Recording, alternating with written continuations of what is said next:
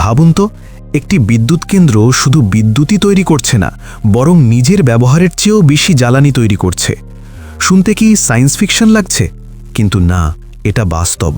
আর এই কাজটাই করে দেখিয়েছে ভারত।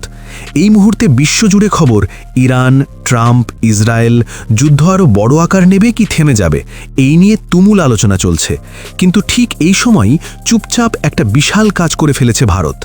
তামিলনাড়ুর কলপাক্কামে ভারতের 500 মেগাওয়াটের prototype fast breeder reactor PFBR তার প্রথম ক্রিটিক্যালিটি অর্জন করেছে। এটা শুধু একটি রিয়্যাক্টর নয়, এটা ভারতের ভবিষ্যতের চাবিকাঠি। প্রধানমন্ত্রী নরেন্দ্র মোদী এই ঘটনাকে বলেছেন ভারতের পারমাণবিক যাত্রার দ্বিতীয় পর্যায়ের ঐতিহাসিক পদক্ষেপ। আর কেন এটা এত বড় ব্যাপার? কারণ এই রিয়্যাক্টর বিদ্যুৎ তৈরি করে এবং একই সাথে নতুন জ্বালানি তৈরি করে। মানে এটা শুধু খরচ করে না, বরং নিজেই নিজের জ্বালানি তৈরি করে। সহজভাবে বললে, ভারতের পারমাণবিক পরিকল্পনা 3টে ধাপে তৈরি, যেটা ডিজাইন করেছিলেন হোমি জে ভাবা। Phase 1, pressurised heavy water reactor. Uranium ব্যবহার, বিদ্যুৎ তৈরি, আর সাথে তৈরি হয় প্লুটোনিয়াম। ফেজ 2, এখন যা শুরু হয়েছে, ফাস্ট ব্রিডার রিয়্যাক্টর। প্লুটোনিয়াম ব্যবহার করে আবার বিদ্যুৎ তৈরি করে এবং আরও নতুন জ্বালানি তৈরি করে। এই ব্রিডার শব্দটার মানেই হলো জ্বালানি বাড়ানো।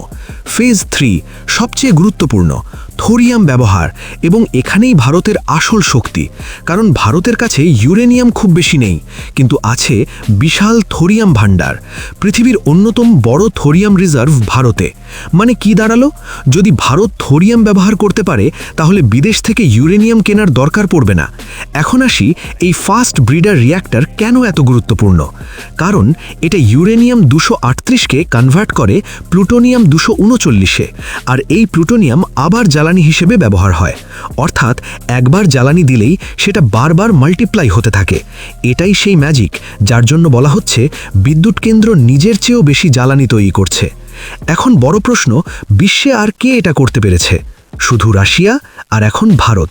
চীন, আমেরিকা এই লেভেলে এখনও পৌঁছাতে পারেনি, কারণ তাদের কাছে থোরিয়াম এত বেশি নেই আর তাদের ফোকাস অন্যদিকে ছিল। কিন্তু ভারত নিজের রিসোর্স বুঝে লং টার্ম স্ট্র্যাটেজি নিয়েছে। আজকের এই সাফল্যের পেছনে একজন মানুষের ভিশন ছিল, হোমি জে ভাবা। 1940-এর দশকেই তিনি বলেছিলেন ভারতের ভবিষ্যৎ থোরিয়ামে। তখন ভারতে ছিল প্রায় 5 লক্ষ টন থোরিয়াম। আজ সেটা বেড়ে হয়েছে প্রায় 8.5 লক্ষ টন। কিন্তু 1966 সালে রহস্যজনক বিমান দুর্ঘটনায় তার মৃত্যু হয়। অনেকে বলেন এটা হয়তো দুর্ঘটনা ছিল না, কিন্তু তার স্বপ্ন আজ বাস্তব হতে শুরু করেছে। ফেজ 1 সফল, ফেজ 2 শুরু, ফেজ 3 সামনে। আর যদি সব ঠিকভাবে এগোয়, ভারত হয়ে উঠতে পারে বিশ্বের সবচেয়ে বড় থোরিয়াম ভিত্তিক শক্তিধর দেশ। তাহলে এটা শুধু একটি রিয়্যাক্টর নয়, এটা ভারতের এনার্জি ইন্ডিপেন্ডেন্সের সূচনা, এটা বিজ্ঞান ও প্রযুক্তির জয়, আর এটা ভবিষ্যতের এক ঝলক। কিন্তু প্রশ্ন হলো, যদি ভারত সত্যিই থোরিয়াম শক্তিতে সফল হয়, তাহলে কি বিশ্বের এনার্জি ব্যালেন্স বদলে যাবে? আর তখন কি ভারত হবে ভবিষ্যতের এনার্জি সুপার পাওয়ার? আপনাদের কি মনে হয়? কমেন্ট করে অবশ্যই জানাবেন।